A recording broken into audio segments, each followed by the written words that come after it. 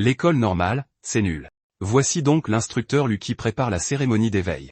Feng Zhao s'enthousiasme, car c'est exactement pour cette raison qu'il a transmigré dans ce monde, pour participer à cet éveil. Les filles derrière lui commencent à discuter, se demandant quelle profession Feng Zhou va éveiller. L'une d'elles suppose que ça doit être prêtre au vu de son aura. Une autre approuve et dit que ce serait vraiment du gâchis si quelqu'un d'aussi beau ne devenait pas prêtre. Les garçons, par contre, n'apprécient pas du tout. L'un d'eux dit carrément, et alors s'il est un peu beau, parce que les éveillés sont jugés sur leur profession, pas sur leur visage. Un autre approuve immédiatement. Les filles ripostent, en leur disant qu'ils sont manifestement juste jaloux de son apparence. Ouais. Quelqu'un s'est fait remettre à sa place. Alors que Feng Zhou monte sur l'estrade, l'instructeur Liu le remarque et souligne qu'il est l'orphelin de martyrs avec une condition physique incroyable et d'excellents résultats scolaires. Pas étonnant que tout le monde fasse attention à lui. Feng Zhou pose sa main sur le piédestal. Instantanément, toute la salle s'embrase. Un éclair s'abat des cieux, choquant tous les spectateurs. Une personne n'arrive pas à y croire et dit que sa profession éveillée va vraiment défier les cieux. Une autre commence tout de suite à jouer les groupies, disant que Feng Zhou est exactement ce qu'elle attendait de son idole. Mais soudain, la lumière aveuglante se transforme en ténèbres. Une énergie sombre commence à se répandre dans toute la zone et même Liu est stupéfait. Il dit que Feng Zhou a véritablement déclenché un phénomène céleste et terrestre, et se demande quel genre de profession absurde ce gamin a bien pu éveiller. Puis l'énergie sombre commence à prendre forme. Un monstre apparaît, puis un autre, puis encore plus, jusqu'à ce qu'une armée entière se tienne derrière Feng Zhou. Qu'est-ce que notre gars vient d'éveiller, bon sang? Feng Zhou lève simplement la main. Chaque monstre se dissout instantanément en énergie sombre pour se rassembler sous son contrôle. Le système annonce que l'éveil est un succès. Profession, nécromancien. Feng Zhou l'entend et se demande si c'est vraiment sa profession. Les camarades de classe qui étaient jaloux de lui éclatent de rire. Bruyamment, Feng Zhou reste confus pendant que l'un d'eux se moque de lui, disant qu'il a fait une scène aussi énorme juste pour s'éveiller en tant que nécromancien. Un autre rit et dit que même si c'est une profession rare, elle reste le bas du classement de toutes les professions de combat. Un autre continue de rire et dit que c'est hilarant parce que la puissance d'une profession n'a clairement rien à voir avec les notes scolaires. Les filles ne sont pas contentes du tout. Elles n'aiment vraiment pas voir leur idole se faire moquer de la sorte. Feng, cependant, c'est quelque chose qu'il ignore. Il explique que les vrais nécromanciens peuvent paraître incroyablement puissants, mais qu'ils ont tous un défaut fatal. Ils ont besoin d'une connexion forte avec le royaume des morts vivants. La vie et la mort s'opposent naturellement. Alors, en tant qu'humain vivant, où est-on censé en apprendre sur le royaume des morts vivants? Mais il dit qu'il est différent. Alors que Feng vérifie ses statistiques, le système le félicite soudainement d'avoir éveillé le système des expériences du royaume des morts vivants. Notre gars s'en rend compte instantanément. Son doigt d'or, qui avait 18 ans de retard, est enfin arrivé. Le système affiche ensuite une nouvelle notification. Elle indique que le système a été déverrouillé, l'a automatiquement connecté au royaume des morts vivants, et a généré pour lui un clone du royaume des morts vivants. Il peut explorer le royaume des morts vivants à travers un clone squelette, dévorer d'autres créatures mort-vivantes, et monter de niveau pour devenir plus fort. Le clone peut également être invoqué dans le monde réel. Le système le prévient toutefois qu'explorer le royaume des morts vivants comporte des risques inconnus et dit à l'hôte de procéder avec prudence. Feng réalise immédiatement que le système est pratiquement fait sur mesure pour un nécromancien. Il a un petit sourire en coin, puis il tente une invocation. Un squelette apparaît soudainement. Feng reconnaît que ce squelette est son clone dans le royaume des morts vivants. Le système le confirme et explique qu'avant d'invoquer le clone dans la réalité, Feng peut brièvement le posséder pour faire l'expérience du royaume des morts vivants. Le clone squelette peut dévorer d'autres créatures mort-vivantes pour augmenter ses propres attributs, et chaque créature qu'il tue peut également être invoquée par Feng pour se battre dans le monde réel. Attendez. Feng se rend vite compte que s'il tue assez de créatures mort-vivantes, il aura une réserve infinie d'invocations. Le royaume entier des morts-vivants pourrait devenir son terrain de chasse personnel. C'est dingue. Pour l'instant, cependant, il décide de garder l'exploration du royaume des morts-vivants pour plus tard. À la place, il ordonne au système d'invoquer le clone directement dans le monde réel. Le système accepte immédiatement l'ordre et commence l'invocation. Un cercle magique apparaît, et le clone squelette en sort. Feng réalise que le clone squelette peut être invoqué directement dans la réalité. C'est sa plus puissante invocation. Liu, qui appelle le prochain étudiant, demande à Xiao Shen de s'avancer. Même lui ne peut s'empêcher de penser que Feng Zhou était un talent incroyable. C'est vraiment dommage qu'il ait éveillé une telle profession. Xiao Shen s'avance nerveusement. Alors que Feng Zhou descend de l'estrade, les filles se rassemblent immédiatement autour de lui. L'une d'elles lui dit de ne pas se décourager. Une autre approuve, affirmant que même en tant que nécromancien, elle croit qu'il peut encore atteindre une couronne légendaire. L'une d'elles remarque le squelette à ses côtés et dit qu'il a vraiment l'air cool. Les garçons? Ouais. Il pète complètement un câble. L'un demande avec colère pourquoi les filles entourent encore Feng Zhou après qu'il a éveillé une profession aussi minable. Un autre se plaint que juste parce que Feng Zhou est beau, on lui pardonne apparemment tout. Le gars jaloux s'en mêle, disant que Fanzou ne peut invoquer qu'un seul squelette. Alors, comment cela pourrait-il jamais être plus fort que sa profession d'assassin? Puis, il a soudain une idée. Il se souvient avoir entendu dire que les nécromanciens novices ne peuvent invoquer que quelques squelettes par an. S'il détruit celui-ci, la vitesse de montée de niveau de Fanzou va chuter. Il sort une flèche cachée dans sa manche et la tire. Il s'attend à ce que le squelette soit détruit instantanément. Au lieu de ça, le squelette bondit en l'air et disparaît complètement. Attendez. Quoi? Avant même que le jaloux ne puisse réagir, le squelette apparaît brusquement juste derrière lui et le frappe en plein visage, l'envoyant valser. Maintenant, c'est lui qui est allongé par terre, le même gars qui se moquait de Fanzou il y a une seconde. Il se remet difficilement sur ses pieds et exige de savoir à quoi Fanzou est en train de jouer. En même temps, il ne comprend pas comment le squelette de Fanzou peut être aussi fort. Il a même détecté une attaque furtive depuis son angle mort. Mais soudain, il se souvient de quelque chose. Peu importe la puissance de l'invocation d'un nécromancien, le propre corps du nécromancien ne devrait pas être aussi fort. Alors il change de cible. Au lieu d'attaquer le squelette, il fonce droit sur Fanzou. Est-ce que ça va vraiment marcher? Pas le moins du monde. Fanzou esquive l'attaque sans effort, lui attrape le bras et lève calmement l'autre main. De l'énergie sombre s'accumule autour de son poing. Il dit au gars qu'il surestime sérieusement ses propres capacités et lui assène un coup de poing en plein visage. Le gars jaloux s'envole à nouveau. Cette fois, il ne dit pas un seul mot. Il a déjà été assez amoché comme ça. Fanzou dit simplement que c'est ennuyeux et commence à s'éloigner. Les filles et tous ceux qui l'entourent se mettent immédiatement à acclamer notre héros. Liu entend tout ce bruit et s'approche pour demander ce qui s'est passé. Une des filles explique que Liu Ranzia a essayé d'attaquer Fanzou par surprise et s'est fait étaler sur le champ. Une autre ajoute qu'il a été mis au tapis d'un seul coup de poing. Un autre élève est même confus, disant que tout le monde prétend que le corps principal d'un nécromancien est censé être faible, et pourtant Liu Ranzia n'a même pas pu battre Fanzou. Alors que les amis de Liu Ranzia l'aident à se relever, il lance un regard noir à Fanzou et lui dit d'attendre un peu. Ouais. Il ne compte toujours pas laisser passer ça. Plus tard, de retour à son appartement, Fanzou se tient à côté de son clone squelette et s'assure que personne n'est là pour le déranger. Maintenant, il est enfin temps de découvrir le royaume des morts vivants. Le système demande si l'hôte veut commencer l'expérience du royaume des morts vivants. Fanzou explique que cette expérience l'aidera à mieux comprendre le royaume des morts vivants, ce qui en fait une leçon obligatoire pour tout nécromancien. Avec un peu de chance, il pourra même dévorer d'autres morts vivants, et rien n'augmente plus vite la puissance d'un nécromancien que ça. Mais il sait aussi que ce ne sera pas forcément facile. Les créatures qui vivent dans le royaume des morts vivants sont extrêmement dangereuses. Impossible de savoir qui finira par dévorer qui. Les risques sont énormes, mais les récompenses le sont tout autant. Sans hésiter, Fanzou dit au système de commencer l'expérience du royaume des morts vivants. Le système accepte la commande et lui demande de patienter un instant. Fanzou dit qu'il a attendu 18 ans pour ce système. Il est hors de question qu'il gâche une occasion aussi parfaite de devenir plus fort. Le système annonce que les préparatifs sont terminés et lui rappelle que l'expérience du royaume des morts vivants comporte un niveau de risque inconnu. Il demande une dernière fois s'il veut commencer. Fanzou confirme. Immédiatement, il est téléporté dans le royaume des morts vivants. L'endroit entier est plongé dans les ténèbres. Des morts vivants sont partout, et la seule chose qui éclaire le ciel est une immense sphère rouge. Juste au moment où un loup s'apprête à le déchiqueter par derrière, Fan se retourne brusquement. L'attaque est arrivée à une vitesse fulgurante.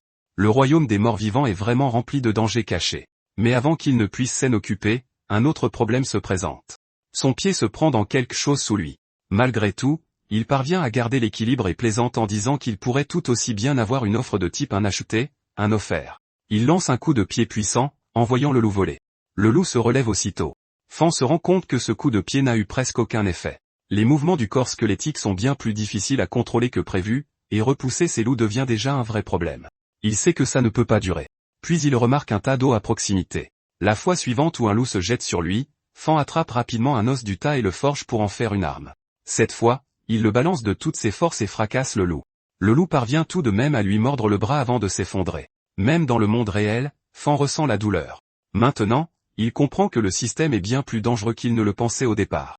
Pourtant, le loup est déjà pour ainsi dire mort. Fan l'achève et ordonne à la mort de le servir. Une fois le loup définitivement abattu, il réalise que l'armement squelettique est encore plus utile qu'il ne l'imaginait, comme on peut s'y attendre d'une compétence fournie par le système. Puis, autre chose attire son attention. Il s'approche pour y regarder de plus près, mais soudain, une faim dévorante s'empare de son corps. Avant qu'il ne puisse réagir, son corps se met à le dévorer de lui-même. Une notification du système apparaît, indiquant que ses attributs ont été améliorés. Sa force augmente de 0,1, ainsi que plusieurs autres statistiques. Fan se dit que ça doit être l'effet de l'armement squelettique. Puis il remarque une autre nouvelle statistique, la puissance de l'âme 0,1. Le système explique que la puissance de l'âme est convertie à partir de l'énergie de l'âme et qu'elle a de nombreuses utilités, comme déduire des compétences, augmenter le potentiel et améliorer l'équipement. En d'autres termes, il peut explorer, massacrer, dévorer et évoluer. Tant qu'il continuera à chasser, il pourra continuer à grandir sans limite, et c'est exactement pour ça qu'il est venu ici. À ce moment-là, un autre squelette attire son attention. Le système l'identifie comme de la chair à canon squelette, une créature mort-vivante de niveau apprenti avec un corps frêle et aucune intelligence. Sa seule faiblesse est le feu de l'âme à l'intérieur d'elle. Fan active à nouveau l'armement squelettique.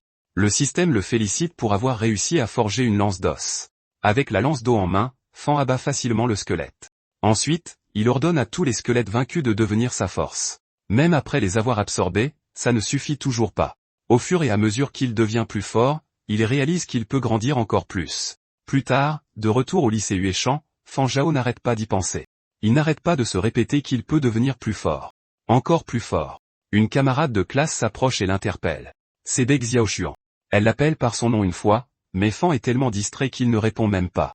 Elle hausse le ton et l'appelle à nouveau. Cette fois, Fan sort de ses pensées et demande à Bec Xiaoxuan pourquoi elle est là.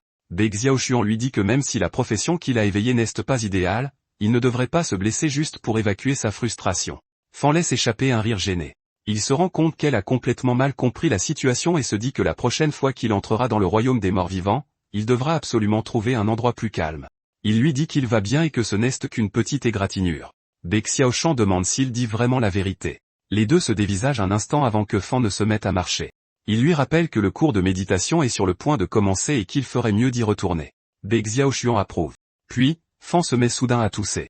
En voyant ça, Bec Xiaoxuan l'attrape et insiste pour l'emmener à l'infirmerie, disant qu'il est impossible qu'il aille vraiment bien. Fan insiste toujours pour dire que ça va. En même temps, il réalise que le fait d'entrer dans le royaume des morts-vivants impose aussi une certaine charge à son vrai corps. En vérifiant ses statistiques, il a une autre surprise. Ses propres attributs ont également augmenté. Bec Xiaoxuan n'arrête pas de demander s'il va vraiment bien, mais l'attention de Fan est tout à fait ailleurs. Il remarque une compétence déductible et réalise qu'il pourrait être capable de créer ses propres compétences, tout comme les éveillés de haut niveau. C'est ça qui capte vraiment son attention, et non pas Bec Xiaoxuan qui s'inquiète sans cesse pour lui. Dans le bâtiment d'enseignement du lycée Huechang, le professeur se présente, disant qu'il s'appelle Shen Hongju, et qu'il enseignera le cours de méditation. Il annonce à tout le monde que la méthode de méditation qu'il s'apprête à apprendre correspond à leur profession éveillée. Maintenant, ils doivent méditer et manifester leurs capacités professionnelles. Il explique que la méditation augmente le pouvoir spirituel qui est la base pour utiliser les compétences professionnelles. Mais il dit aussi à tout le monde de ne pas se précipiter, car il est tout à fait normal d'échouer au début. Après tout, même quelqu'un d'aussi talentueux que lui a eu besoin d'une quinzaine de jours pour y parvenir tout juste. Alors que Fan Zhao écoute, le système détecte soudainement une compétence à apprendre, la méthode de méditation du squelette. Fan commence immédiatement à l'apprendre. L'instant d'après, il se connecte à son clone squelette. Le système annonce qu'il a appris avec succès la méthode de méditation du squelette. Même Fong est surpris de la rapidité avec laquelle il l'a maîtrisée. Le système explique que la méthode de méditation du squelette est une technique de méditation de base de niveau apprenti pour les nécromanciens. En visualisant un squelette, elle augmente lentement l'attribut d'esprit de l'utilisateur. Fong comprend pourquoi cela a été si facile. Pour lui, visualiser un squelette ne revient qu'à regarder son propre clone. De plus, lorsqu'il n'explore pas personnellement le royaume des morts-vivants, le clone squelette continue automatiquement à méditer. Cela signifie qu'il cultive 24 heures sur 24. Ce système est vraiment le cheat parfait pour un nécromancien. Ensuite, le système détecte que le pouvoir spirituel de Fan a augmenté et l'informe qu'il peut de nouveau entrer dans le royaume des morts-vivants. Fan réalise qu'entrer dans le royaume des morts-vivants consomme du pouvoir spirituel, donc ni son vrai corps ni son clone ne peuvent se permettre d'arrêter de s'entraîner.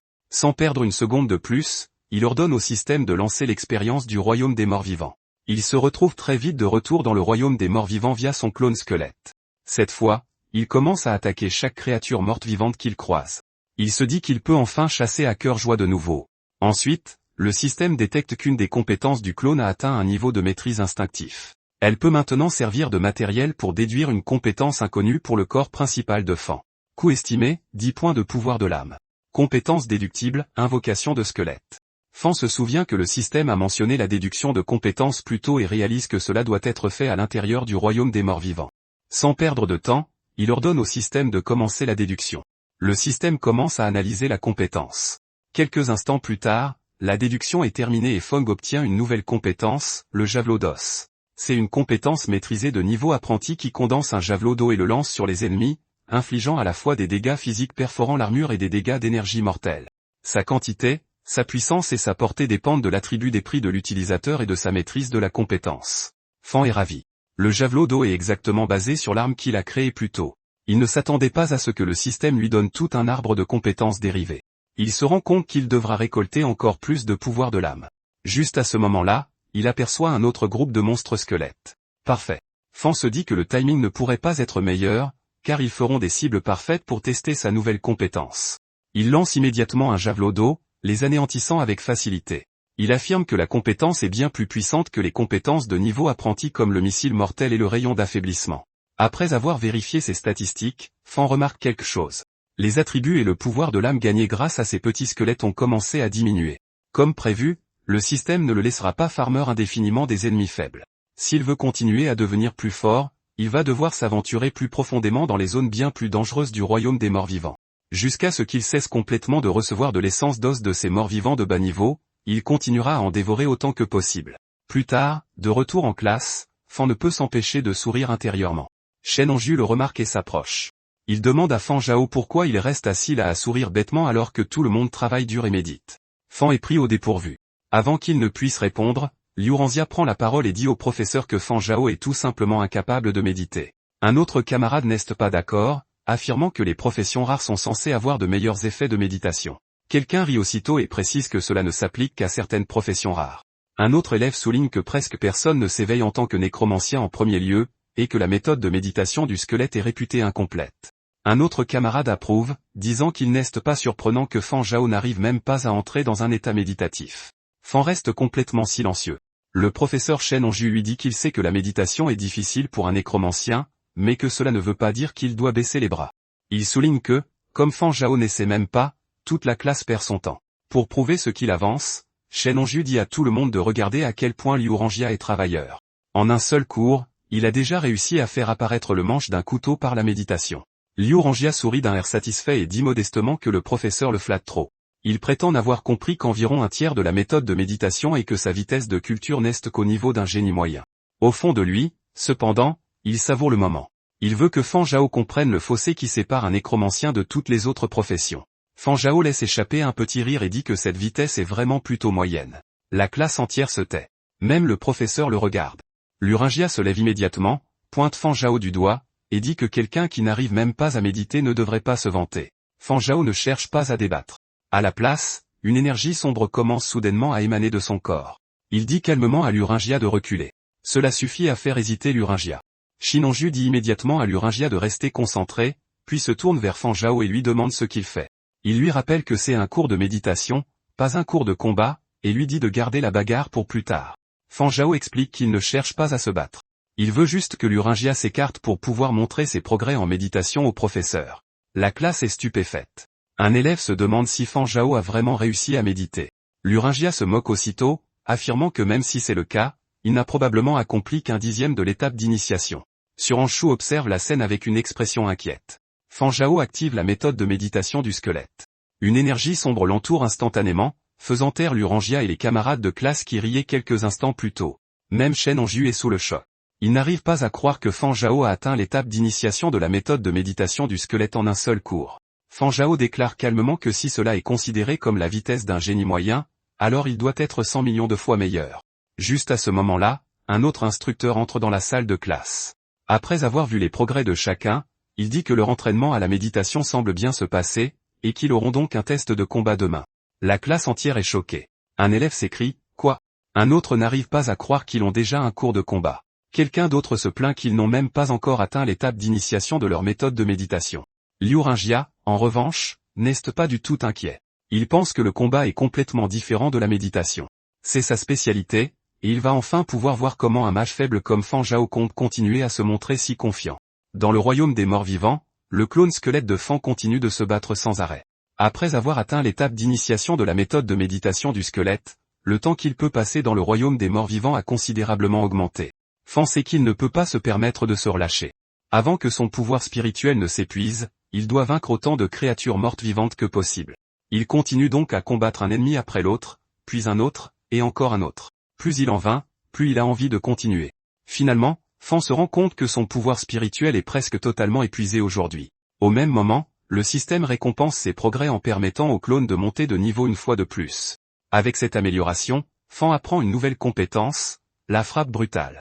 La compétence libère une explosion instantanée d'une force colossale pour attaquer un ennemi, sa puissance dépendant de l'attribut de force de l'utilisateur et de sa maîtrise de la compétence. Fan est satisfait. Avec la frappe brutale, abattre les créatures mortes vivantes deviendra encore plus rapide. Mais l'instant d'après, une douleur aiguë lui transperce le crâne. Il réalise qu'il était tellement concentré sur la description de la compétence qu'il avait complètement oublié que son pouvoir spirituel était déjà à sec. Plus tard, sur le terrain de sport du lycée de Heishan, Fan Zhao semble complètement exténué. Il dit que sa tête lui fait terriblement mal et réalise que son pouvoir spirituel est encore beaucoup trop faible. Xianxu s'approche et lui demande ce qui ne va pas. Elle lui dit qu'il a une mine affreuse toute la semaine, depuis le cours de méditation. Fan Zhao lui répond qu'il va bien et qu'il s'est simplement entraîné trop longtemps chaque jour. En même temps, il sait que personne ne doit jamais découvrir l'existence du système. À partir de maintenant, il vaut mieux qu'il n'entre dans le royaume des morts vivants que lorsqu'il est totalement seul. C'est alors que Liu Ringjia s'approche. Il se moque des nécromanciens en disant que c'est une profession tellement minable que Fan Zhao est devenu si faible cette semaine juste en méditant un peu plus longtemps. Un autre camarade de classe s'en mêle, disant à Fan Zhao de ne pas prendre la grosse tête juste parce qu'il a atteint le stade d'initiation de la méthode de méditation. Liu Ringjia déclare qu'au final, une profession se juge par sa force. Xianxu finit par intervenir. Elle leur dit qu'ils vont trop loin et demande pourquoi ils s'en prennent sans cesse à Fan Zhao alors qu'il ne leur a jamais rien fait. Liu Ringjia répond qu'il ne fait que dire la vérité.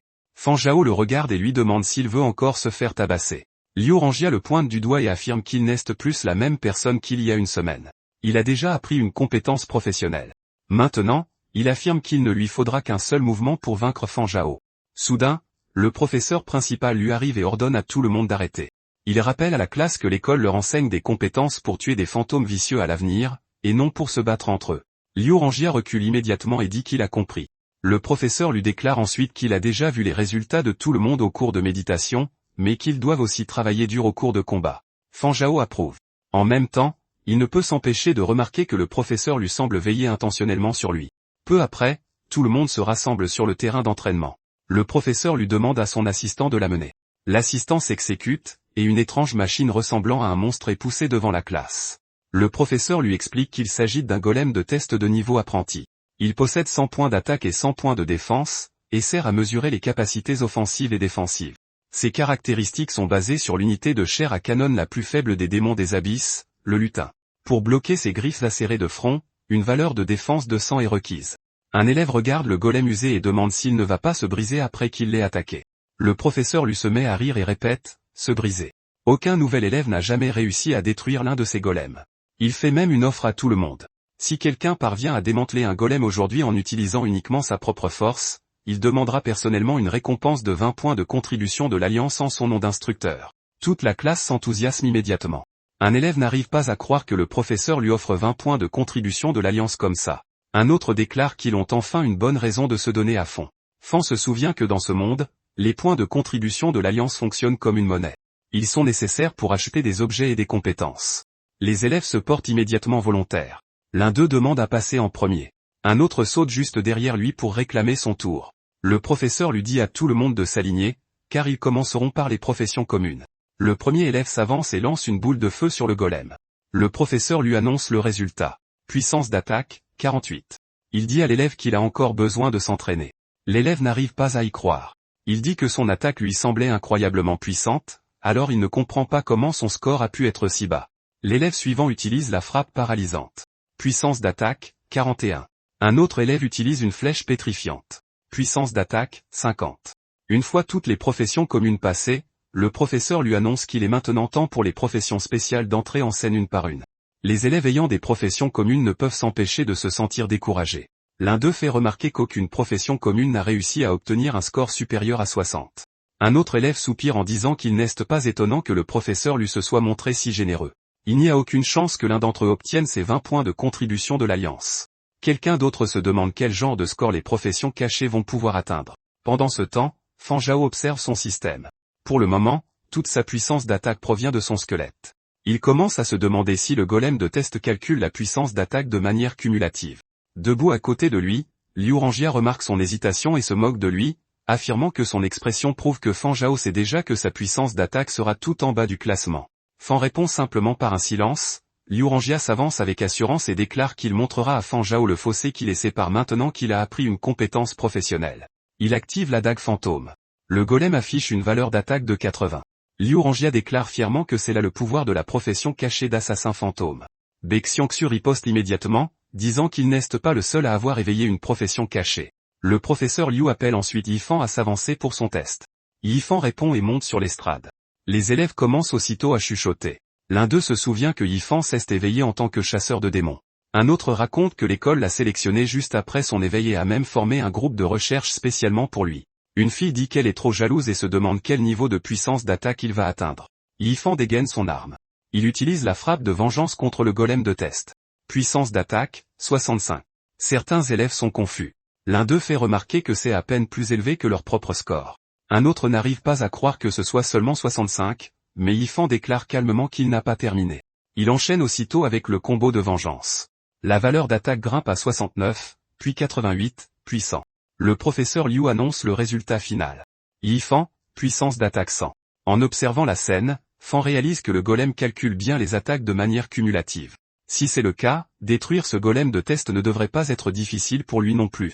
En reculant, Yifan déclare avec assurance qu'il semble que personne dans cette classe ne puisse le surpasser. Liu Rangjia claque la langue et dit que ce score n'a été possible que parce que Yifan a accumulé plusieurs attaques. S'il avait su que le golem prenait en compte les dégâts cumulés, il aurait lui-même attaqué quelques fois de plus. Baek Xiangsu riposte aussitôt, en demandant s'il pense vraiment que tout le monde possède une compétence de combo comme Yifan. Le professeur lui appelle ensuite Baek Xiangsu pour son tour. Elle s'avance et se dit qu'en tant qu'utilisatrice d'une profession cachée, elle ne peut pas se ridiculiser. Elle prend une grande inspiration et lance son attaque. Le professeur lui annonce le résultat. Puissance d'attaque, 31. Baek Xiangsu est visiblement déçue. Elle se plaint que la puissance de combat d'une profession de soutien est vraiment trop faible. Liu Rangjia se met immédiatement à rire, affirmant qu'elle parlait avec tant d'assurance pour n'arriver qu'à ça. Baek Xiangsu réplique que si elle avait éveillé une profession d'assassin, sa puissance d'attaque aurait largement dépassé les 80. Le professeur Liu appelle le prochain élève, Gojiku. Gojiku, un mage des tempêtes, s'avance et lance un missile d'énergie éolienne en chaîne. Puissance d'attaque, 72. C'est ensuite au tour du chevalier de la Terre, Tao Yuan. Il utilise la charge d'armure de bouclier. Puissance d'attaque, 69. Puis le guerrier au marteau lourd, Shin Yong, s'avance. Il déclenche sa frappe de marteau géant. Puissance d'attaque, 84. Les élèves commencent à discuter des résultats. L'un d'eux fait remarquer que tous leurs scores sont bien supérieurs à ceux des professions communes, mais que personne n'a réussi à dépasser les 100 de Y-Fan. Un autre dit que c'est dommage que même 100 ne suffisent pas à détruire le golem de test. Donc les 20 points de contribution de l'alliance du professeur Liu ne seront probablement pas réclamés aujourd'hui. Quelqu'un d'autre rappelle à tout le monde qu'il reste encore une profession cachée. Fan Zhao approuve un autre élève, en disant que le nécromancien n'a pas encore passé son test. Liu Rangjia rit et demande s'ils placent vraiment leurs espoirs en un nécromancien. Il dit que Fan Zhao aura de la chance s'il atteint ne serait-ce que 10 en puissance d'attaque. Un autre camarade de classe éclate de rire et approuve. Liu Rangjia continue de se moquer de lui, disant qu'il n'est même pas certain que le squelette de Fan Zhao puisse se tenir debout correctement. Fan Zhao demande calmement si Liu Rangjia est si sûr qu'il ne peut pas gagner ses 20 points de contribution de l'Alliance. Liu Rangjia rit de nouveau et répond que bien sûr. Puis il lance un pari. Si Fan Zhao arrive réellement à détruire le golem de test, il le mangera tout entier sur le champ. Fan Zhao répond simplement que tout le monde l'a entendu le dire. Liu Rangjia hésite un instant mais ricane quand même. Fan Zhao se dirige vers le golem de test et demande à tout le monde de reculer un peu. Liu Rangjia demande si Fan Zhao fait reculer tout le monde par peur que ses résultats soient si mauvais que toute la classe se moquera de lui. Fan répond calmement que non. Sa compétence a juste besoin de beaucoup plus d'espace. L'instant suivant, des squelettes commencent à jaillir de l'aura sombre qui l'entoure, les uns après les autres. Très vite, tout le monde compte 10 squelettes. La classe entière est stupéfaite. Un élève demande si Feng Zhao est sérieux. Un autre fait remarquer qu'un nécromancien de niveau apprenti fraîchement éveillé ne peut normalement invoquer que 2 squelettes. Quelqu'un d'autre se demande si Fan Zhao a déjà atteint le rang de mage de fer noir. Même le professeur lui est sous le choc. Il se souvient que Su Shiqian, connu comme le plus grand génie nécromancien de l'histoire, ne pouvait invoquer que 5 squelettes lors de son éveil. Le talent de Fan Zhao pourrait-il être encore plus grand? Fan réalise silencieusement que c'est une bonne chose qu'il se soit retenu. Sinon, il attirerait encore plus l'attention. Il donne l'ordre d'attaquer. Les squelettes chargent vers le golem de test à une vitesse incroyable. Même Liu Rangjia commence à devenir nerveux, soulignant à quel point ils sont incroyablement rapides. Les squelettes percutent le golem, faisant exploser une partie de son visage. La valeur d'attaque commence à grimper. 30, 31, 32, 33. Certains élèves ne sont pas impressionnés. L'un dit que Fan Zhao a fait tout un cinéma, mais que la valeur d'attaque n'est pas si élevée. Un autre souligne que 65 reste respectable, car beaucoup de guerriers n'arrivent même pas à atteindre ce score.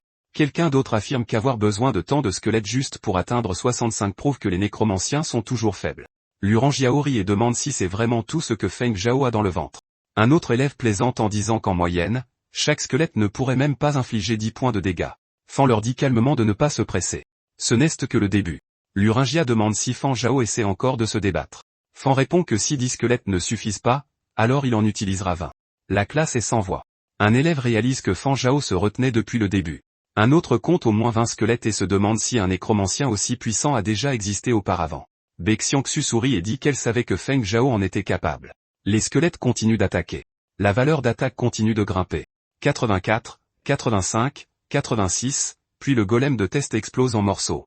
La valeur d'attaque continue d'augmenter. 666, 667. Le terrain d'entraînement tout entier plonge dans le silence. Un cri brise soudain le silence. Quelqu'un réalise que ce n'était jamais juste 65. Fan Zhao a complètement dépassé la limite de tolérance du golem de test et l'a détruit, alors qu'il ne s'est éveillé que récemment. Un autre élève dit que ce type n'est même plus humain. C'est un monstre absolu. Luranjia est complètement sans voix. En regardant la valeur d'attaque finale, il est terrifié. Fan Zhao ramasse nonchalamment le visage en morceaux du golem de test et s'approche de lui. Puis il rappelle leur pari à Luranjia. Maintenant, il est temps de le manger. Luranjia balbutie, incapable de prononcer un mot. Fan Zhao lui dit que ce n'est pas grave s'il n'a pas envie de le manger. Puis il lui impose une condition, disparaître de sa vue pour toujours. Une aura sombre se répand autour de Fan Zhao, terrifiant tellement Luranjia qu'il recule immédiatement. Avant de partir, Luranjia jure qu'il fera payer Fan Zhao la prochaine fois. Xianshu accourt avec enthousiasme et dit que Fan Zhao est devenu bien trop fort. Elle lui demande comment il a cultivé si rapidement et le supplie de lui apprendre. Fan Zhao répond avec désinvolture qu'il s'est juste contenté d'un entraînement de méditation normal. Le professeur Liu félicite Fan Zhao, disant qu'il lui a vraiment ouvert les yeux aujourd'hui. Feng Zhao le remercie poliment. Le professeur lui promet alors qu'il se battra personnellement pour faire entrer Feng Zhao sur la liste des talents prioritaires de l'école. Plus tard, dans le bureau du directeur, les statistiques d'éveil de toute l'école sont passées en revue. Sur 10 000 nouveaux élèves, 9 103 se sont éveillés avec succès, tandis que 897 ont échoué, donnant à l'école un taux de réussite d'éveil d'environ 91%. Il y a 85 éveillés de professions rares au total, dont le chevalier de la terre Tao Yuan, corde chantante Bei Xiao Chan, le mage des tempêtes Gao Jingku, et le chasseur de démons Yifan. Puisque la liste des talents prioritaires de l'école compte 100 places, ces 85 élèves peuvent tous y être placés directement. Mais lorsque le directeur voit la profession de Fan Zhao, il décide de le retirer de la liste. Pour lui, un nécromancien n'a tout simplement aucun avenir. Le directeur dit à la personne à l'extérieur d'entrer. L'instructeur lui entre dans le bureau. Le directeur demande pourquoi il est ici au lieu de donner son cours de combat. L'instructeur lui dit qu'il a une affaire urgente à signaler. Il commence immédiatement à fouiller dans les dossiers des élèves. Le directeur demande pourquoi il est si pressé. Un instant plus tard, l'instructeur lui trouve ce qu'il cherche, le dossier de Feng Zhao. Il recommande vivement que Fan Zhao soit ajouté à la liste des recrues d'élite de l'école. Le directeur affirme que la profession de nécromancien a un grand potentiel, mais l'histoire a déjà prouvé qu'il est incroyablement difficile d'exploiter ce potentiel. L'instructeur Liu souligne que le commandant Suxignan est également une nécromancienne et que sa force de combat n'est pas inférieure à celle des autres mages. Le directeur répond que Suxignan n'a atteint ce niveau que parce que son père légendaire a investi d'énormes ressources pour l'élever. Puis il demande quel genre de fondation possède Fan Zhao. L'instructeur Liu rappelle au directeur que les parents de Fan Zhao et lui étaient autrefois des frères d'armes, et qu'il était des héros de la fédération. Mais il reconnaît également que la liste des recrues d'élite est d'une importance capitale. Elle n'apporte pas seulement des ressources. Elle s'accompagne également de responsabilités, et c'est exactement pour cela qu'il recommande Fan Zhao. Il lui remet les rapports de méditation et de combat de Fan Zhao. Le directeur les parcourt. Il voit que Fan Zhao a maîtrisé la méthode de méditation du squelette lors de son tout premier cours de méditation. Il constate aussi que Fan Zhao a invoqué plus de 20 squelettes en plein combat. Même le directeur est surpris. L'instructeur lui déclare qu'avec un tel talent, Fan Zhao a de réelles chances d'écrire une nouvelle page de l'histoire pour les nécromanciens. Le directeur lui dit de ne rien ajouter pour le moment. Ils attendront l'ouverture du champ de bataille simulé et jugeront Fan Zhao sur ses résultats.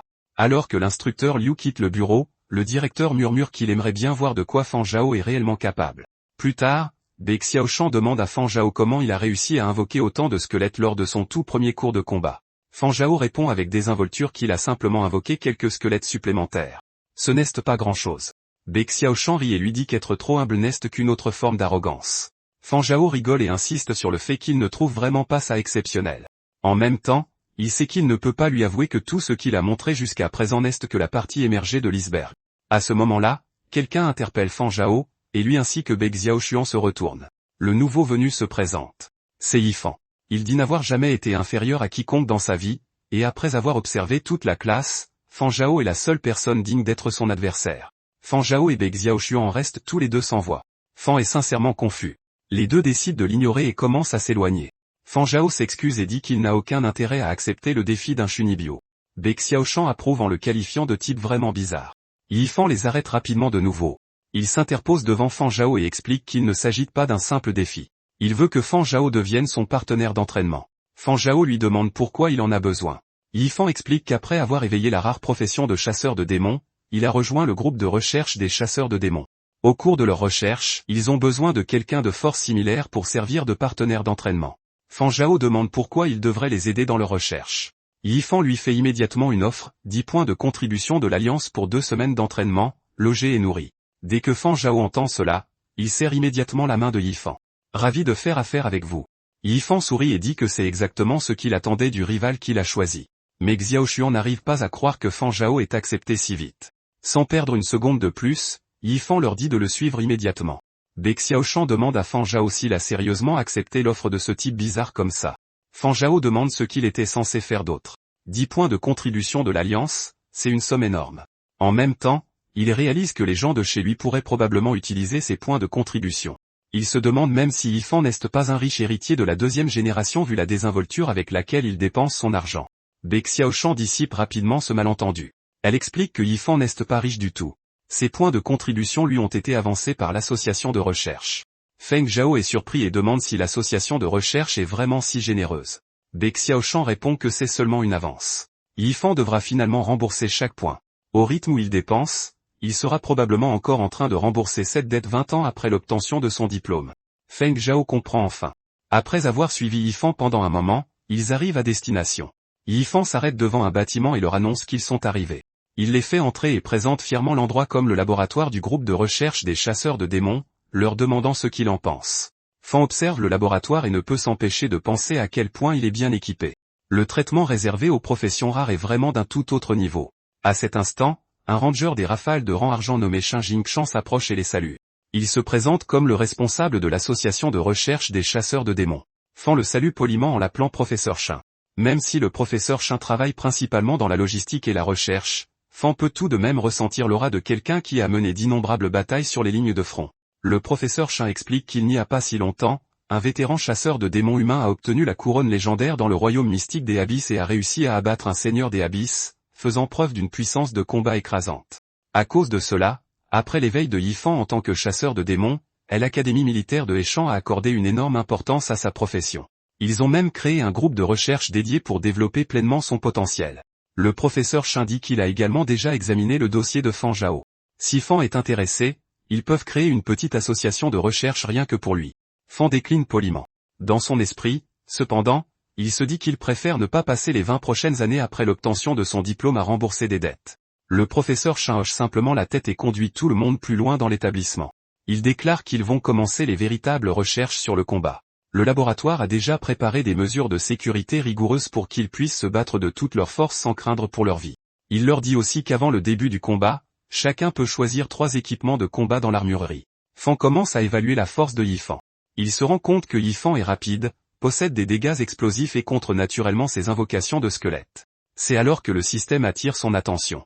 Fan réalise que c'est l'occasion rêvée d'utiliser la déduction de compétences pour améliorer sa propre force de combat. Il améliore immédiatement son invocation de squelette. Yifan déclare qu'il a récemment maîtrisé la compétence de maîtrise de l'arc à lame.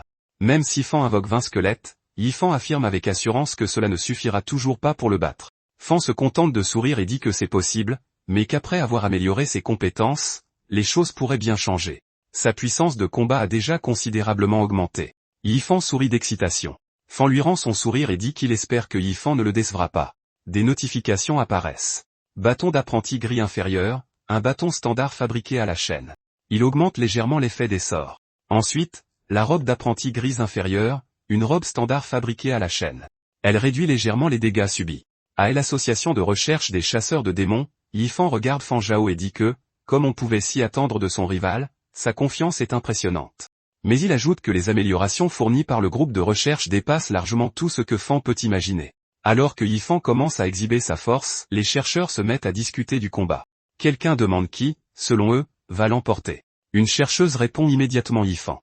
Elle explique qu'après avoir travaillé avec lui la semaine passée, elle n'a jamais vu personne avec un instinct de combat aussi terrifiant que le sien. Juste à ce moment-là, le professeur lui arrive. Il déclare qu'il tire des conclusions bien trop vite. Le professeur Shen le remarque et lui demande ce qu'il fait là. Le professeur lui répond que 2 des meilleurs élèves de sa classe sont sur le point de s'affronter. Donc, en tant que professeur, il est bien survenu regarder. Le professeur Shen demande s'il croit vraiment que Fan Zhao peut battre Yifan. Le professeur lui répond simplement oui. L'un des chercheurs parcourt le dossier de Fan Zhao et fait remarquer que, bien qu'il puisse invoquer de nombreux squelettes, il reste un mage au corps fragile. De plus, Yifan a assimilé une compétence de déplacement extrêmement puissante pas plus tard qu'hier. Il dit que cela risque d'en surprendre plus d'un. Le professeur lui se contente de sourire. Le combat commence. Yifan balance immédiatement son arme. Fan Zhao esquive facilement et prend rapidement ses distances. Il comprend que Yifan est extrêmement fort au corps à corps, rester à distance est donc l'option la plus sûre. À l'aise. Il dit que la distance ne protégera pas Fan, puis il active flèche de chasse aux démons. Des flèches volent immédiatement vers Fan. Fan invoque des squelettes devant lui, scène servant comme de boucliers vivants. Il bloque les flèches les unes après les autres. Yifan continue de tirer. En même temps, il réalise qu'il doit briser le rythme de Fan avant que d'autres squelettes ne soient invoqués. Il cible immédiatement Fan pendant l'invocation. Fan prend conscience du danger. L'invocation est interrompue. C'était -1. Il évite l'attaque de justesse. Sans hésiter, Fan invoque encore plus de squelettes pour bloquer la prochaine vague de flèches. En regardant le combat, le professeur Shen déclare que la jeune génération est vraiment impressionnante. Il admet que même si Fan Zhao perd aujourd'hui, sa seule performance suffit pour qu'il approuve sa recommandation sur la liste des talents de l'école. Le professeur lui sourit et dit au professeur Shen de ne pas se réjouir trop vite. Il connaît Fan Zhao. Fan est resté calme et serein tout au long de ce combat. Le professeur lui ne croit pas un seul instant que Fan Zhao ait déjà abattu toutes ses cartes maîtresses. Alors que ses squelettes continuent de se faire détruire les uns après les autres, Fan réalise qu'il ne peut plus se retenir. Il active invocation de squelettes à pleine puissance. Le professeur Shen est stupéfait. 30 squelettes. Un autre chercheur n'en revient pas. Fan Zhao ne cesse d'éveiller qu'il y a quelques jours, alors comment a-t-il pu autant améliorer sa compétence? Même après s'être retrouvé complètement encerclé, Yifan ne panique pas.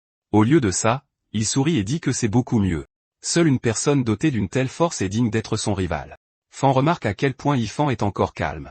Il comprend que Yifan doit cacher un autre atout. L'instant d'après, Yifan commence à balancer son arme frénétiquement. Un squelette après l'autre est abattu. Aucun d'eux ne peut l'arrêter. Yifan se crée suffisamment d'espace et enchaîne immédiatement avec une attaque encore plus puissante. Charge de l'ombre, une puissante aura jailli autour de lui alors qu'il fonce en avant. Observant depuis la touche, le professeur Shen déclare que c'est fini. Un mage pris dans un combat au corps à corps n'a aucune chance de survivre à l'attaque de Yifan. Le professeur Lu, cependant, ne dit rien. Au moment où Yifan apparaît derrière Fan Zhao et s'apprête à déclencher frappe féroce de vengeance, Fan murmure qu'il a mordu à l'hameçon. Un bouclier d'eau apparaît soudainement. L'attaque de Yifan s'y écrase et l'envoie voler en arrière. Yifan est sous le choc. Il demande de quel genre de compétence il s'agissait. Le professeur lui explique que c'est une nouvelle compétence que Fan Zhao a développée pour la profession de nécromancien. Le professeur Shen est abasourdi. Fan Zhao a réellement assimilé une toute nouvelle compétence par lui-même. Il n'arrive pas à y croire. Après que les deux aient de nouveau pris leur distance, Fan admet que Yifan est plus fort que ce qu'il pensait. C'est pourquoi il a dû s'en remettre à quelques stratagèmes. Yifan est complètement perdu. Fan dévoile alors son bâton squelettique. Le professeur Shen le reconnaît immédiatement. Le professeur lui ne peut s'empêcher de sourire. Il dit que les méthodes de Fan Zhao sont vraiment sournoises. Il a en fait utilisé un tissu de camouflage optique pour se cacher parmi les squelettes.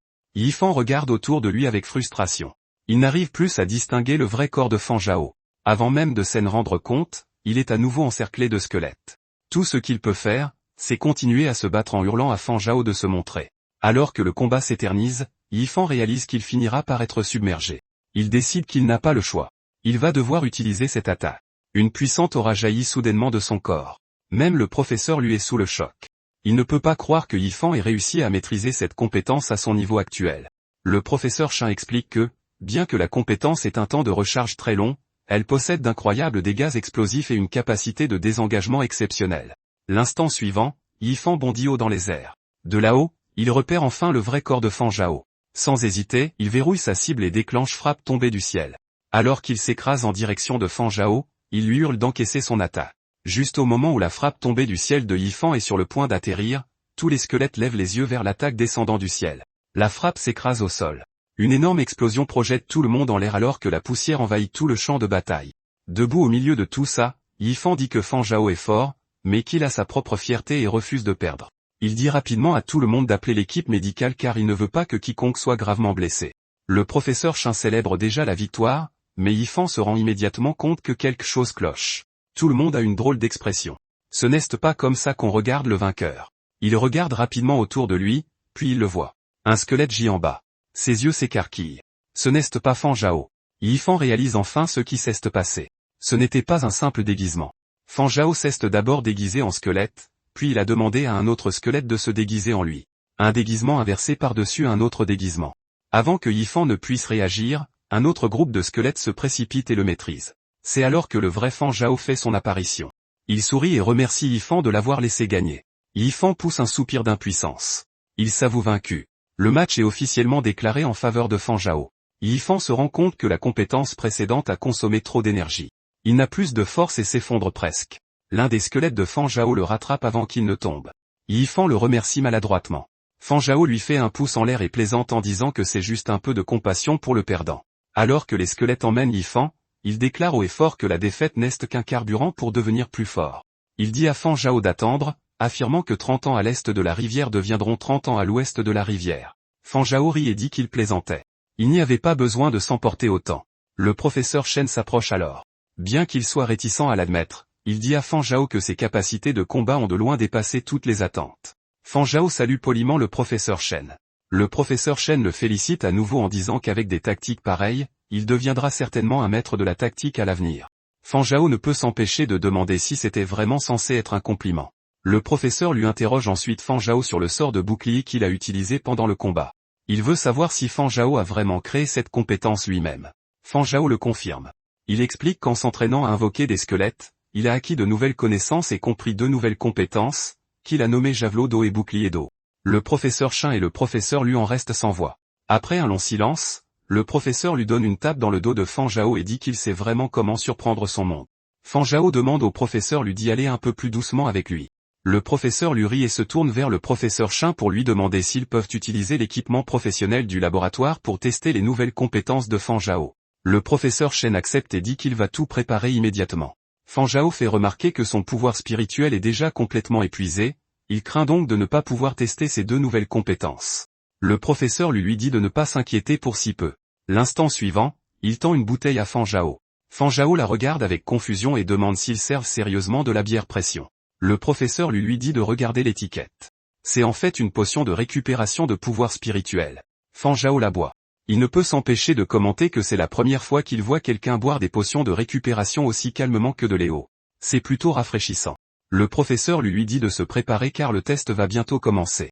Un membre du personnel ramène le golem de test dans la pièce et annonce que tout est prêt. Fan Zhao hoche la tête. Le professeur lui dit d'attaquer le golem avec sa nouvelle compétence, tout comme pendant le cours de combat. Fan active le javelot d'eau. La lance jaillit vers l'avant. Le professeur Liu annonce immédiatement le résultat. Puissance d'attaque, 85. L'un des membres du personnel est choqué par ce score si élevé. Un autre dit que c'est un résultat incroyable pour quelqu'un qui ne s'est éveillé qu'il y a quelques jours. Le professeur Shen souligne que le plus important est que le javelot d'eau est une compétence créée par Fan Zhao lui-même. Le professeur lui dit à Fan Zhao de se préparer pour le prochain test. Cette fois, ils vont mesurer la capacité défensive de sa nouvelle compétence. Fan Zhao hoche la tête. Le golem de test lui assène un coup de poing. Fan lève immédiatement son bouclier d'eau et bloque l'attaque. Le professeur lui annonce le résultat. Puissance de défense, 80. Il commente que la puissance d'attaque de Fan Zhao est déjà comparable à celle d'un mage des tempêtes, tandis que sa défense est au niveau de celle d'un chevalier de la terre. Le professeur Shin note tout silencieusement. Le professeur lui donne de nouveau une tape dans le dos de Fan Zhao et dit qu'il est tout simplement né pour être un nécromancien. Fan Zhao demande aussitôt au professeur d'arrêter de lui tapoter le dos. Il plaisante en disant que les gens pourraient commencer à penser qu'il n'est là que pour gonfler ses statistiques. Le professeur Shin s'approche alors et dit à Fan Zhao que les 2 compétences qu'il a créées sont excellentes. Il lui recommande de les soumettre au répertoire de compétences. Fan Zhao est confus et demande ce qu'est le répertoire de compétences. Il se rappelle que c'est une collection de compétences établie par la fédération où les gens peuvent échanger des points de contribution contre différentes compétences. Le professeur Chin explique que leur institut de recherche possède sa propre branche du répertoire de compétences de la fédération. Fan Zhao peut l'utiliser quand il le souhaite. Fan Zhao le remercie et dit qu'il accepte son offre avec plaisir. Plus tard, Fan Zhao arrive devant l'entrée du répertoire de compétences. Le professeur lui dit qu'après avoir mis en ligne ses compétences, il pourra utiliser ses points de contribution pour les échanger contre toutes les compétences dont il a besoin. Fan Zhao remercie le professeur lui et dit qu'il a compris. Il ouvre ensuite la grille et entre. Dès qu'il entre, il regarde autour de lui avec perplexité. Il pensait que c'était censé être une bibliothèque de compétences, alors pourquoi tout est-il plongé dans l'obscurité? Il s'avance un peu plus. Bientôt, une lumière apparaît devant lui. En regardant autour de lui, Fan réalise que comme on pouvait s'y attendre du répertoire de compétences de la fédération, toutes les compétences qu'il connaît s'y trouvent. Juste à ce moment-là, le système affiche une notification. Javelot d'eau et bouclier d'eau ont été ajoutés avec succès au répertoire de compétences. Récompense, 200 points de contribution. En tant que créateur de ces nouvelles compétences, Fan Zhao recevra également 50% de chaque futur frais d'échange lorsque quelqu'un les apprendra. Fan est agréablement surpris. Il ne s'attendait pas à ce que la création de compétences génère également un revenu continu. Comme il n'était pas facile d'entrer dans le répertoire de compétences, il décide qu'il ne peut pas partir après avoir échangé seulement quelques compétences. Il continue d'explorer. Bientôt, il trouve une autre technique de méditation pour les squelettes. Au moment où il l'ouvre, un afflux d'informations se déverse sur lui. Fan sourit. Parfait. Il peut utiliser ses compétences comme modèle pour en déduire encore plus. Le système affiche alors une autre notification. Pouvoir de l'âme disponible pour la déduction de compétences, 100 points. Le système détecte que la méthode de méditation du squelette peut être améliorée. Il demande à Fan Zhao s'il veut consommer du pouvoir de l'âme pour l'améliorer. Fan accepte immédiatement. Alors que l'amélioration commence, il sent une aura de mort écrasante se répandre à travers la compétence. Un instant plus tard, le système annonce que la méthode de méditation du squelette a été améliorée avec succès. À ce moment-là, le clone squelette de Fan lui tend quelque chose. Fan le regarde avec confusion et demande si c'est pour lui. Après vérification, il se rend compte que c'est la méthode de méditation du monarque squelette. Le système explique que la méthode de méditation du monarque squelette est une version améliorée de l'original. Elle augmente la vitesse de méditation de 100% et renforce également toutes les compétences de type mort-vivant. Fan est ravi. Non seulement elle double sa vitesse de culture, mais elle augmente aussi la puissance de toutes ses compétences de mort-vivant. Le pouvoir de l'âme n'a vraiment pas été gaspillé. Pourtant, Fan réalise que peu importe la puissance d'une compétence, elle nécessite toujours assez d'énergie spirituelle pour être lancée. Pendant son combat contre Yifan, il a presque complètement épuisé son énergie spirituelle. Comme il lui reste plein de points de contribution, il décide de les échanger contre une compétence qui augmente la récupération d'énergie spirituelle. Son choix se porte sur présence des prix. La compétence augmente passivement la vitesse de récupération d'énergie spirituelle d'un lanceur de sorts, et une fois activée, elle restaure instantanément une certaine quantité d'énergie spirituelle. Son seul inconvénient est qu'elle est extrêmement difficile à apprendre. Pour Fan, cependant, ce n'est pas du tout un problème. Le système détecte une autre compétence apprenable. Fan dépense 10 pouvoirs de l'âme pour l'apprendre instantanément. Le système annonce que présence des prix a atteint le stade d'initiation avec succès. Fan remarque immédiatement la différence. Sa vitesse de récupération d'énergie spirituelle a considérablement augmenté. Il plaisante même en disant que s'il combattait Yifan à nouveau maintenant, il pourrait simplement l'enterrer sous une mer infinie de squelettes. Alors qu'il continue de parcourir le répertoire de compétences, plusieurs autres attirent son attention. Enchevêtrement divin, sort de marais, sort de mur de terre, sort de toile d'araignée et rayon d'affaiblissement. Fan décide de les échanger tous en premier et de les utiliser comme référence pour ses futures améliorations de compétences. Le système lui notifie qu'il a dépensé 60 points de contribution pour obtenir ses compétences avec succès. Ensuite, Fan se rend compte que les compétences seules ne suffisent pas. Pour devenir vraiment plus fort, il aura aussi besoin d'un équipement assez puissant pour les égaler. Fan réalise qu'un apprenti inférieur de rang F ne peut s'équiper que de matériel de grade gris. Le système lui notifie alors qu'il a dépensé 40 points de contribution pour un nouvel ensemble d'équipements. Le premier objet est le chapeau d'apprenti mage, gris de qualité inférieure, un chapeau de mage standard produit à la chaîne qui augmente légèrement la limite supérieure de l'énergie spirituelle. Vient ensuite le collier d'apprenti, gris de qualité inférieure, un collier standard produit à la chaîne qui augmente légèrement la vitesse de récupération de l'énergie spirituelle. Suivent 2 anneaux d'apprenti, tous 2 gris de qualité inférieure. Ces anneaux standards réduisent légèrement le temps de recharge des compétences. Une autre notification apparaît. Ensemble de 4 pièces d'apprenti mage. Équiper l'ensemble complet augmente la vitesse de culture et la progression de la maîtrise des compétences de 10%. Fan est satisfait. Avec cet ensemble, il pourra progresser encore plus vite. En regardant ses statistiques mises à jour, il est ravi des résultats. Fan se dit que ce voyage en valait vraiment la peine. Le répertoire de compétences de la fédération est vraiment incroyable. Puis il se souvient soudain de quelque chose. Son clone squelette a lui aussi besoin de compétences adaptées. Il lui en enseigne rapidement plusieurs nouvelles. Malgré tout, Fan réalise qu'aussi incroyable que soit le répertoire de compétences, il consomme les points de contribution à une vitesse folle. Il commence à se demander s'il trouvera un autre boulot aussi facile que d'être le partenaire d'entraînement de Yifan. Plus tard, de retour à l'association de recherche des chasseurs de démons, le professeur lui demande à Fan Zhao s'il a appris de nouvelles compétences. Fan hoche la tête et dit que ce voyage a été un immense succès. À ce moment-là, quelqu'un l'interrompt. C'est Yifan. Il déclare qu'il refuse toujours d'accepter sa précédente défaite. Tendant une potion de récupération, Yifan dit à Fan Zhao de la boire. Il affirme ne pas avoir compris les tactiques de Fan Zhao la dernière fois, mais que cette fois, il le vaincra aussi vite que possible. Fan Zhao demande si Yifan est vraiment sûr de vouloir un autre match tout de suite. Après tout, Fan vient tout juste d'améliorer ses compétences. Yifan déclare qu'il refuse de passer sa vie en dessous de qui que ce soit d'autre.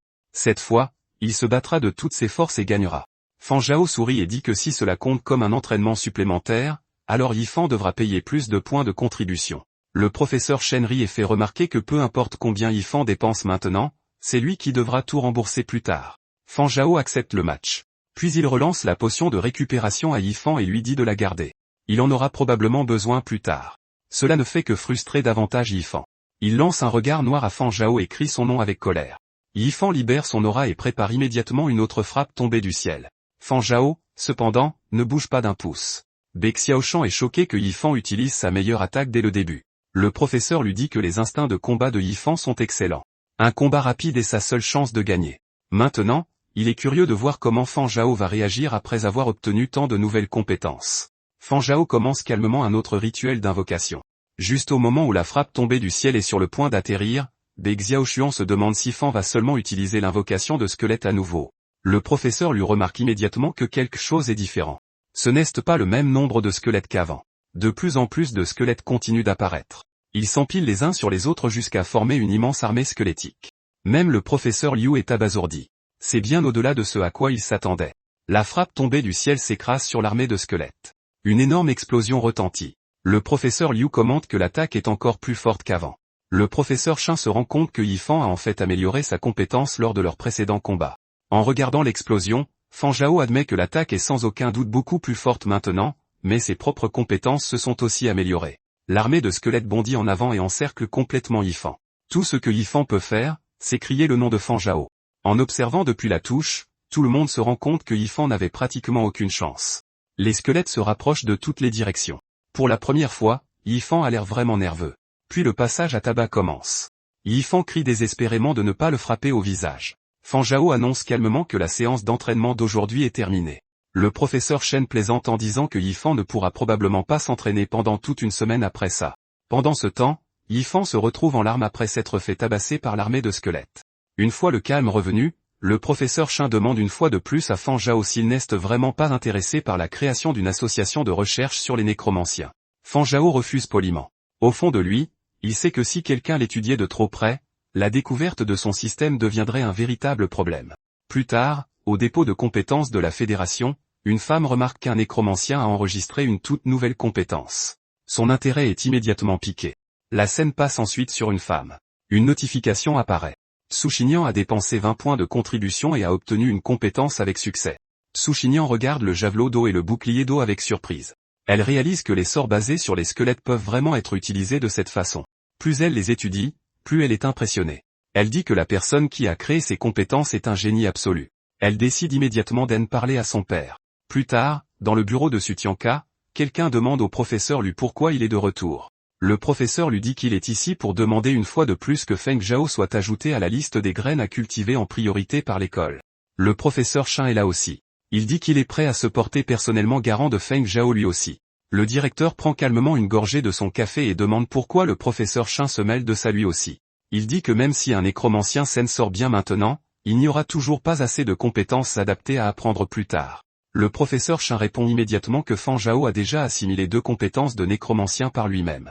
En entendant cela, le directeur recrache le café qu'il buvait.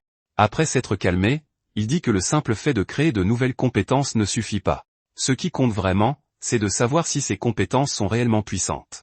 Le professeur lui dit de d'abord regarder la puissance des compétences de Fan Zhao. Juste à ce moment-là, Suxinian entre. Elle annonce à tout le monde que de toutes nouvelles compétences de nécromancien sont apparues dans le dépôt de compétences de la Fédération. Le directeur est surpris. Des compétences de nécromancien? Suxinian leur montre les compétences et dit que, bien qu'elle ne les maîtrise pas encore complètement, leurs effets sont vraiment exceptionnels. Puis elle demande à son père s'il sait qui les a créés. Elle dit même qu'elle veut que cette personne devienne son maître. Le directeur sourit d'un air gêné. Il lui dit que c'est probablement impossible. Elle demande pourquoi. Le directeur répond que le créateur n'est encore qu'un étudiant. Plus tard, Fan Zhao médite tranquillement. Soudain, Yifan réapparaît. Il appelle Fan Zhao son rival et le défie pour un autre combat. Fan pousse un soupir fatigué. Encore une fois, il demande à Yifan combien de fois il l'a déjà défié et s'il ne devrait pas plutôt passer plus de temps à s'entraîner. Yifan dit avec confiance que cette fois c'est différent. Ces derniers jours, avec l'aide de Bai Xiaoshan, sa force a progressé à pas de géant. Maintenant, il est certain de pouvoir vaincre Fan Zhao. Bai Xiaoshan l'interrompt immédiatement. Elle rappelle à Yifan que c'est lui qui l'a supplié à genoux devant tout le monde. Elle n'a accepté que parce qu'elle ne voulait pas que les gens se fassent de fausses idées. Fan Zhao est curieux et demande comment elle a aidé à améliorer la force de Yifan. Bai Xiaoshan explique qu'il y a quelques jours, elle a assimilé une nouvelle compétence de soutien appelée berceuse.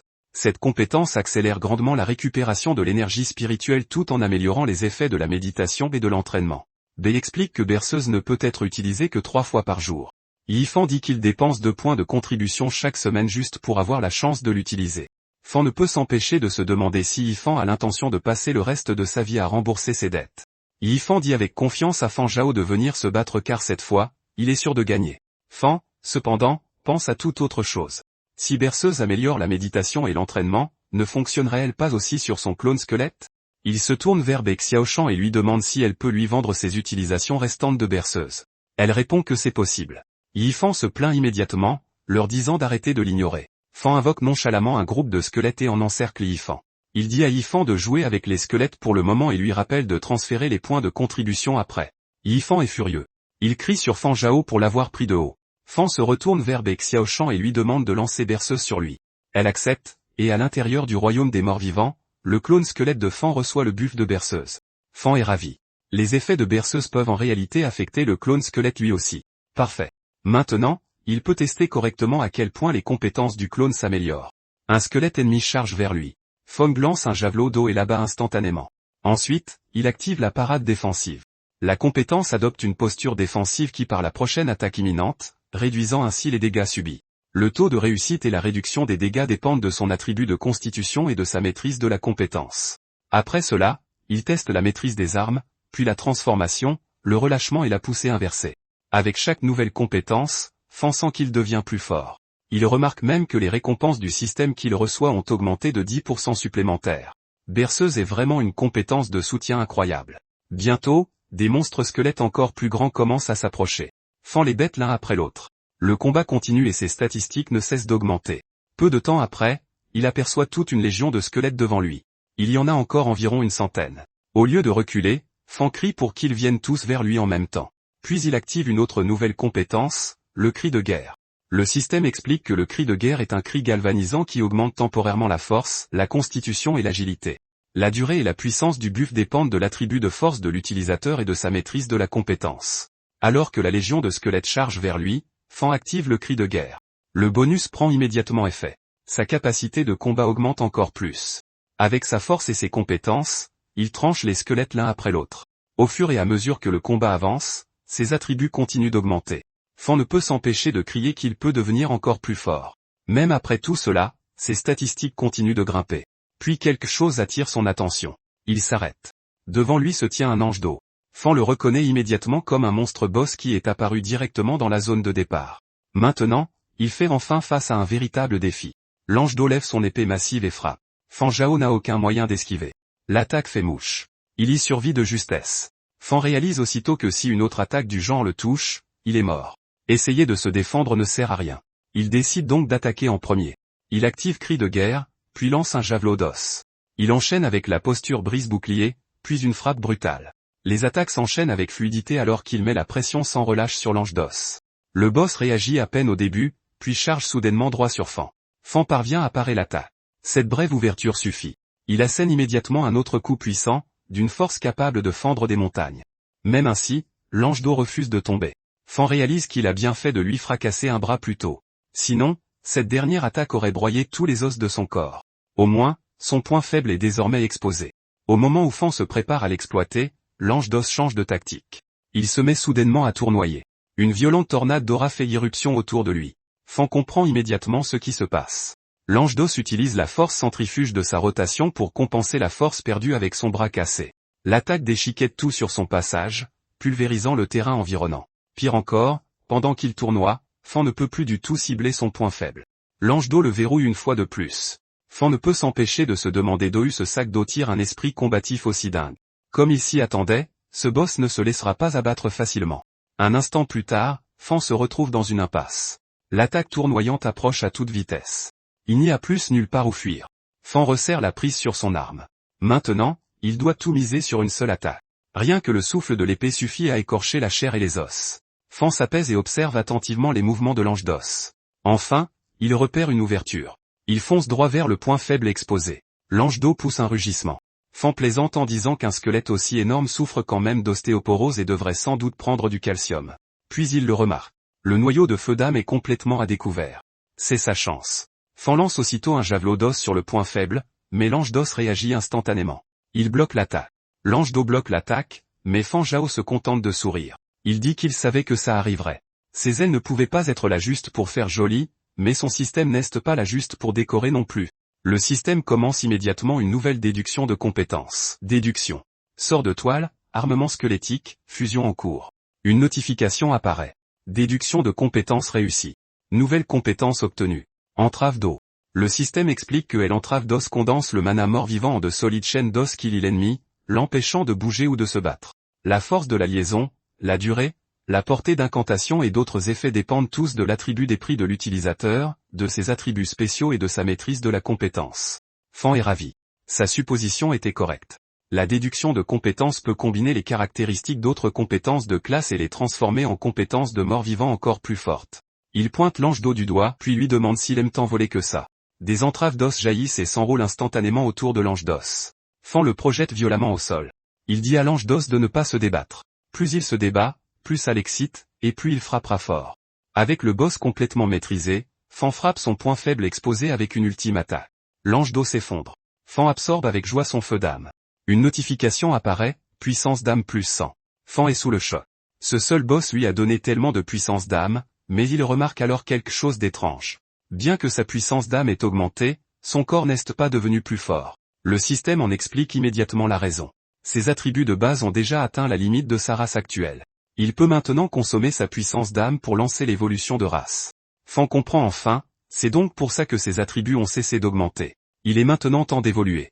Il veut voir ce qui se trouve au-delà de ses limites actuelles. Le système affiche sa voie d'évolution. Race actuelle, squelette de niveau apprenti. Cible d'évolution, guerrier squelette de niveau fer noir. Puissance d'âme requise, 100. Fan appuie sur confirmer. Il déclare que sa voie d'évolution commence officiellement maintenant. Le système annonce que l'évolution de race du squelette de Fan Zhao est en cours. Fan réalise qu'à partir de maintenant, son chemin sera rempli de batailles encore plus folles, car c'est exactement comme ça qu'il continuera d'évoluer. Au début, son corps a du mal à s'adapter à cette nouvelle puissance. Mais alors qu'il s'y habitue peu à peu, Fan ne peut s'empêcher de s'enthousiasmer. Le système annonce ensuite que l'évolution en guerrier d'eau est terminée. Ses attributs augmentent de façon spectaculaire. Fan remarque rapidement autre chose.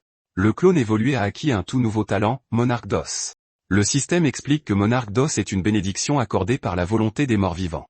Seuls les membres les plus forts de la race des squelettes ont une chance de l'obtenir.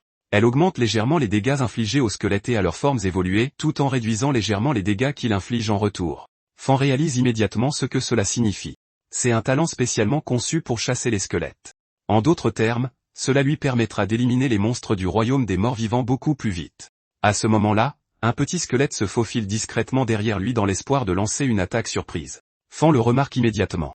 Il le laisse simplement attaquer en premier. L'attaque du squelette ne lui fait pratiquement rien. Fan lui assène un coup de tête avec désinvolture. Le petit squelette explose sur le champ. Fan commente que la réduction des dégâts se fait carrément sentir. À partir de maintenant, il n'aura même plus besoin de se défendre contre les squelettes de bas niveau. Puis, il remarque une autre opportunité d'amélioration. Même l'armement squelettique peut être amélioré. Il la confirme immédiatement. Le système termine l'amélioration. Nouvelle compétence débloquée, armure d'eau. Le système explique que l'armure d'eau est une armure de grade commun blanc, condensée à partir d'essence d'eau, qui augmente légèrement la défense globale du corps. Fan sent la différence immédiatement.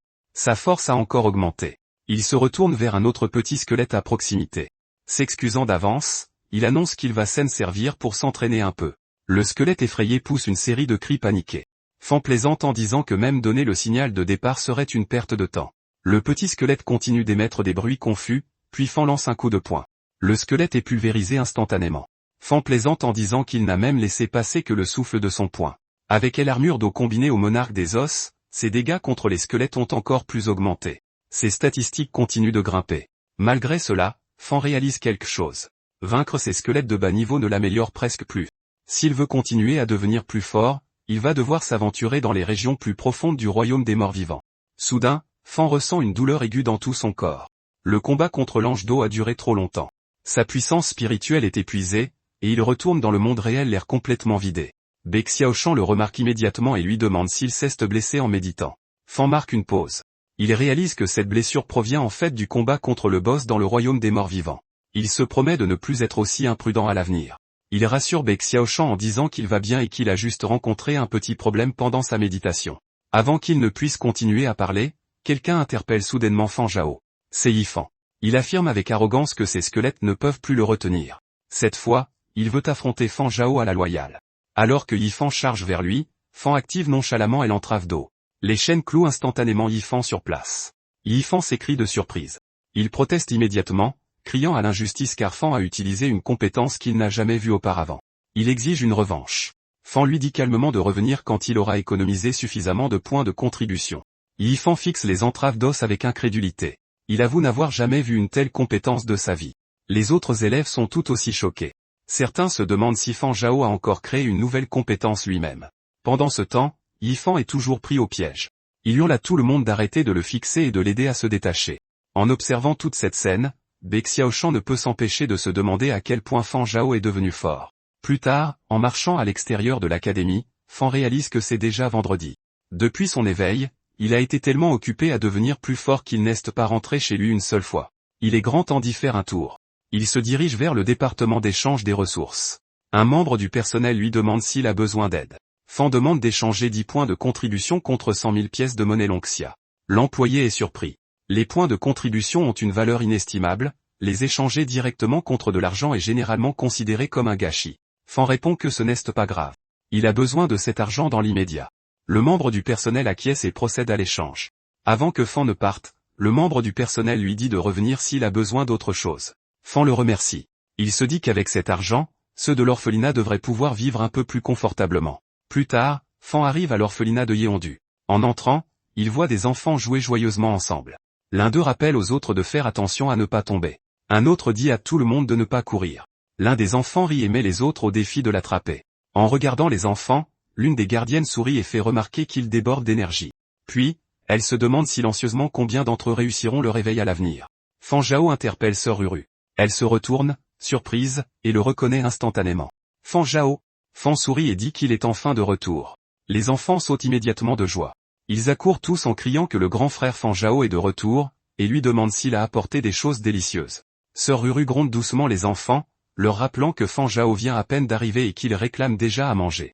Fan éclate de rire et dit que ce n'est rien. Il y en a assez pour tout le monde. Les enfants s'agglutinent autour de lui.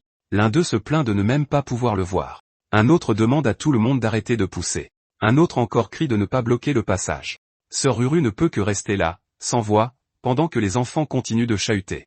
Une fois que tout le monde s'est un peu calmé, Fan demande à Sœur Uru ce qu'ont donné les résultats d'éveil de l'orphelinat.